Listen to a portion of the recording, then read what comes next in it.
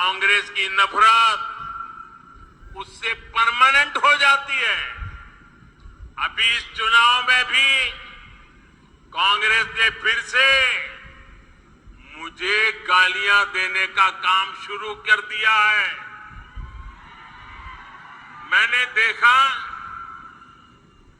किसी ने उन गालियों की लिस्ट बनाई है और वो गालियों की लिस्ट मुझे दी है। अब तक मुझे ये कांग्रेस के लोगों ने 91 टाइम अलग अलग गालियां दी है। अरे कांग्रेस ने ये गालियों की डिक्शनरी में टाइम खराब करने के बजाय अगर इतनी मेहनत उन्होंने गुड गवर्नेंस के लिए की होती, कांग्रेस कार्यकर्ताओं का उत्साह बढ़ाने के लिए किया होता, तो आज कांग्रेस की ऐसी दुर्दशा न होती, ऐसी दयनीय स्थिति नहीं आती।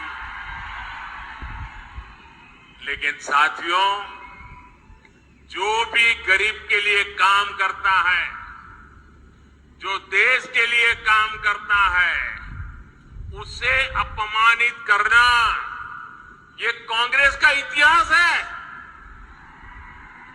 मैं अकेला नहीं हूं जिस पर इस तरह के हमले किए गए।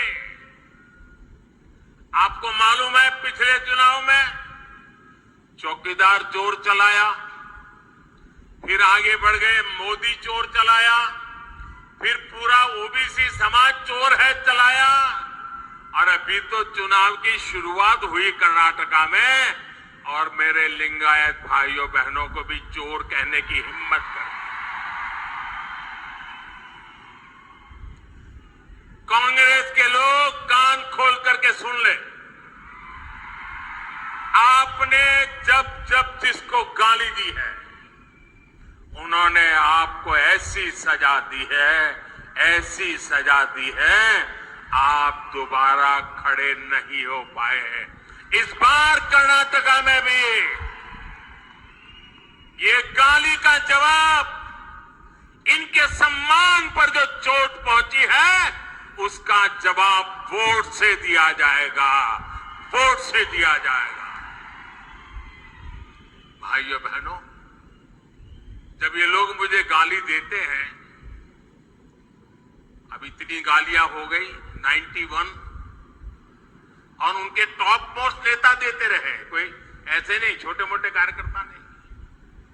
और तब मैं सोचता हूं कि भाई ये कांग्रेस ऐसी पार्टी है,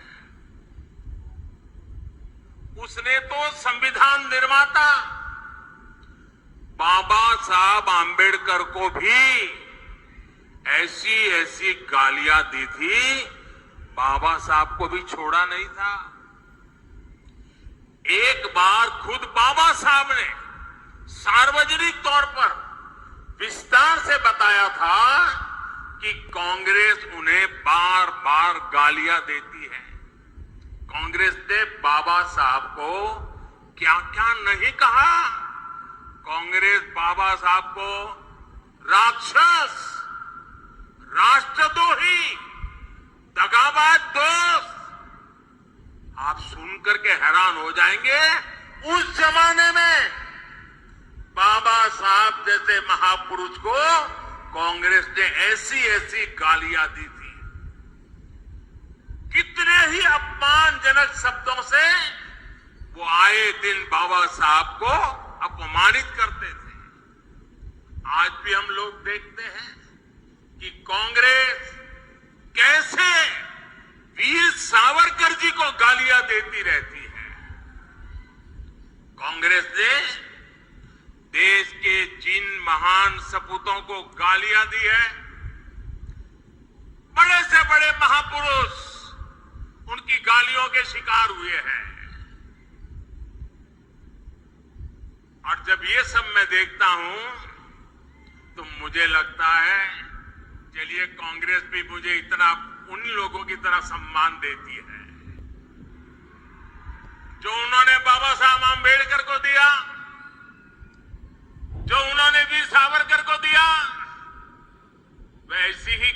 आप मोदी को दे रहे हैं। अब बाबा साहब वीर सावरकर की तरह अगर वो मोदी को गाली देते हैं तो मैं तो इसे उपहार मानता हूं, और कांग्रेस गाली देने में समय बर्बाद करती रहेगी। मैं जनता जनार्दन की सेवा में अपने आप को खपाता रहूंगा, दिन रात काम करूंगा, ज्यादा काम करूंगा। आपके आशीर्वाद से सारी गालियां मिट्टी में मिल जाएगी दोस्तों, सारी गालियां मिट्टी में मिल जाएगी। और कांग्रेस वाले लिख करके रखे, आप जितना ज्यादा कीचड़ उछालोगे कमल उतना ही ज्यादा खिलने वाला है। भाइयों बहनों, आपके आशीर्वाद से मुझे कर्नाटका की सेवा करने से रुकना नहीं है, और ज्यादा सेवा करनी है। पूरी दिल्ली को आपकी सेवा के लिए मुझे लगाना है। इस बार फिर एक बार कर्नाटका को तेज विकास के लिए पूर्ण बहुमत की, ये मेरे शब्द याद रखिए, पूर्ण बहुमत की स्थायी और मजबूत बीजेपी सरकार चाहिए। और इसलिए एक ही बात मैं बार बार कहता हूं, ई बारिया निर्धारा, ई बारिया निर्धारा, बहुमत बीजेपी सरकार। कर्नाटका तो डबल इंजन सरकार चाहिए ताकि केंद्र और राज्य सरकार के बीच तालमेल रहे, हर जगह रुकावटें न आए। कर्नाटका को डबल इंजन सरकार चाहिए ताकि इंफ्रास्ट्रक्चर के प्रोजेक्ट में तेजी से पूरे हो। कर्नाटका को डबल इंजन सरकार चाहिए ताकि विदेशी निवेशकों का भरोसा मजबूत हो। कर्नाटका को डबल इंजन सरकार चाहिए ताकि कर्नाटका कांग्रेस का एटीएम नहीं बल्कि देश का ग्रोथ इंजन बना रहे। कर्नाटका को डबल इंजन सरकार चाहिए ताकि केंद्र की गरीब कल्याण की योजनाएं बंद ना हो। भाइयों और बहनों, मुझे पूरा विश्वास है कि 10 मई को भारी संख्या में आप पोलिंग बूथ तक पहुंचेंगे और कमल के फूल पर बटन दबाएंगे। इस बार का वोट विकास के अमृत काल के लिए, इस बार का वोट कर्नाटका को देश का नंबर 1 राज्य बनाने के लिए। आप सभी का बहुत आशीर्वाद हम सबको मिलता रहे। कर्नाटका में भाजपा के उम्मीदवारों को आपका आशीर्वाद उन्हें आपकी सेवा में और ज्यादा परिश्रम करने के लिए प्रेरित करेगा।